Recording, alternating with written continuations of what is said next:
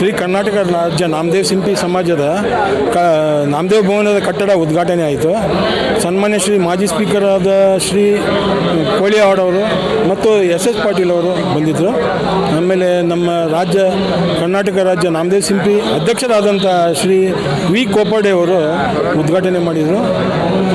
ಇದು ನಮಗೆ ತುಂಬ ಸಂತೋಷ ತಂದಿದೆ. ಕೋಪಡೆ ಅವರು ರಾಜ್ಯಾಧ್ಯಕ್ಷರಾದ ಮೇಲೆ ನಂದು ಹೆಚ್ಚು ಇದ್ರ ಜೊತೆಗೆ 2 ವರ್ಷದಿಂದ ನಾನು ಇನ್ವಾಲ್ವ್ಮೆಂಟು ಇದೆ.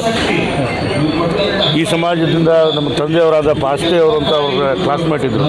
ಆವಾಗಿಂದ ಕೂಡ ಈ ಸಮಾಜದ ಒಡನಾಟ ಇರೋದರಿಂದ ಬಹಳ ಎಲ್ಲ ಸಮಾಜವನ್ನು ಕಟ್ಕೊಂಡು ಹೋಗ್ತಕ್ಕಂಥ ಸಮಾಜ, ಪ್ರತಿಯೊಬ್ಬರನ್ನು ಪ್ರೀತಿಸ್ತಕ್ಕಂಥ ಸಮಾಜ ಆಗಿರೋದ್ರಿಂದ ಈ ಸಮಾಜದ ಜೊತೆಗೆ ಎಲ್ಲ ಸಮಾಜಗಳು ಒಗ್ಗೂಡಿ ಅವರು ಕೈ ಜೋಡಿಸ್ತಕ್ಕಂಥ ಕೆಲಸ ಯಾಕೆ ಆಗ್ತದೆ ಅಂದರೆ ಅವರು ತೋರಿಸ್ತಕ್ಕಂಥ ಪ್ರೀತಿ ಸಮಾನತೆಯನ್ನು ನಾನು ಕಂಡಿದ್ದೀನಿ.